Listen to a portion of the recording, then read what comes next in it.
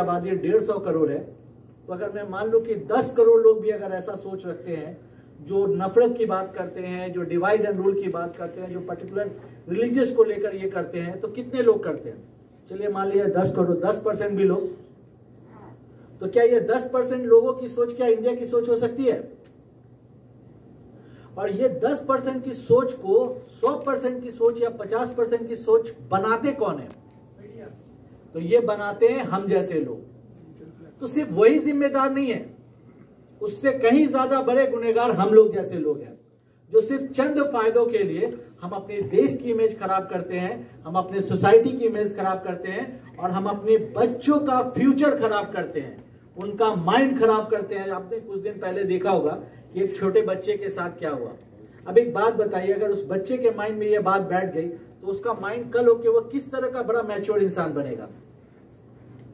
तो सिर्फ ये कहना कि वो गलत है, वो गलत है, वो गलत है, मैं इस चीज से एग्री नहीं करता हूं।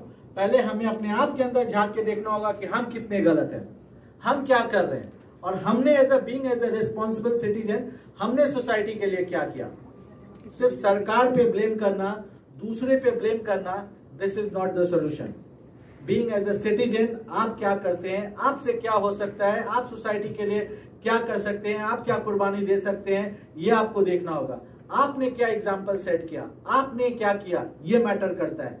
जिस दिन हर इंसान ये सोचने लगेगा कि हाँ मैंने आज ये अच्छा किया, सिर्फ आप कब कुछ अच्छा स्टेप लीजिए, आपको देखकर 4 लोग और स्टेप लेंगे, 4 लोग को देखकर 40 लोग लेंगे, 40 लोग को देख के लाखों लोग करेंगे, तब जाके कुछ चेंजेस आएगा। तो मेरे कहने का मतलब बहुत छोटा सा है। चीजें देखिए, मैं आपको एक और बात से रिलेट करना चाहूंगा जिस लिए ये मीटिंग बुलाई गई। आप जितनी अच्छी ड्राइविंग कर लीजिए, आप जितने भी रूल फॉलो कर लीजिए, इसका मतलब आप ये गारंटी नहीं दे सकते कि आप रोड पे गाड़ी चलाएंगे तो आपके साथ एक्सीडेंट नहीं होगा। क्या कोई गारंटी दे सकता है? नहीं दे सकता, राइट? क्योंकि आपके साथ बहुत सारे लोग और भी चल रहे हैं जो रूल फॉलो नहीं करेंगे, राइट? तो आप जितने अच्छे से न्यूज कर लीजिए, जितने हिसाब से लॉ के हिसाब से कर लिए, पर इसका मतलब ये नहीं है कि आपके साथ कभी कोई गलत नहीं हो सकता। आपको समझना पड़ेगा कि किसी को कोई चीजें आपकी अच्छी भी लग सकती है, तो किसी को आपकी बातें बुरी भी लग सकती है।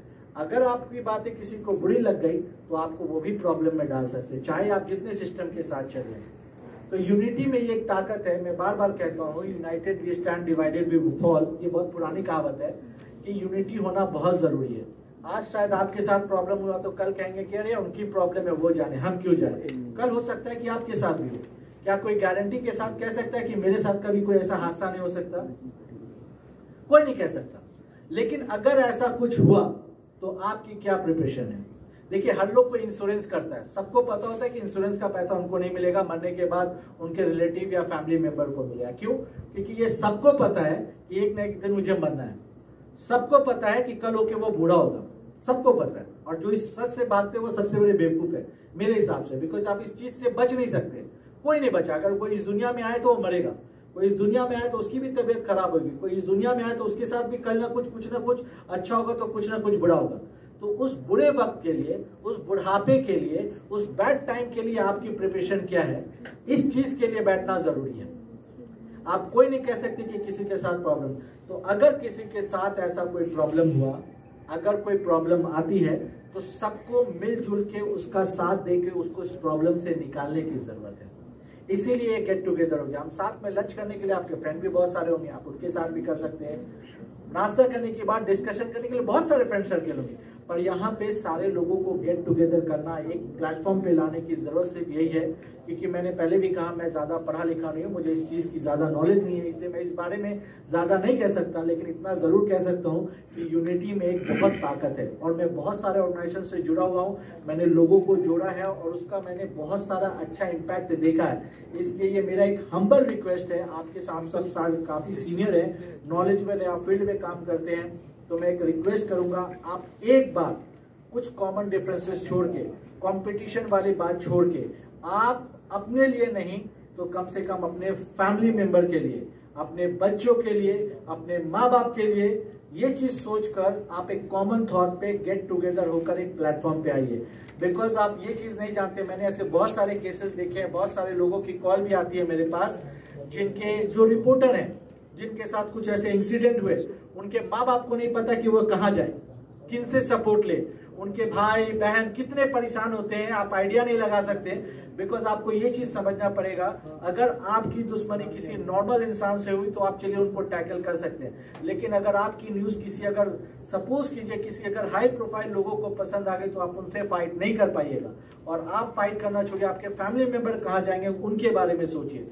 तो मेरे कहने का मतलब यह है कि ज्यादातर चैनल एक दूसरे के कॉम्पिटिटर भी होते हैं, ये नेचुरल सी बात है, क्योंकि मार्केट एक ही है, फील्ड एक है। तो कुछ चीजों को आप थोड़ा नजरअंदाज करके कॉमन गोल पे एक प्लेटफॉर्म पे आइए, यूनिटी के साथ रहिए और एक प्लेटफॉर्म पे आके एक दूसरे की मदद के लिए खड़े होइए।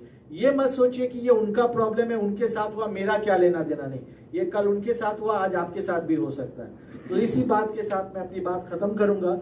वंस अगेन मैं एक लास्ट रिक्वेस्ट के साथ जाऊंगा आपको कि प्लीज प्लीज प्लीज एक साथ रहिए, एक दूसरे के साथ खड़े रहिए, एक दूसरे का हाथ बनिए, एक दूसरे की ताकत बनिए। जय हिंद, जय भारत।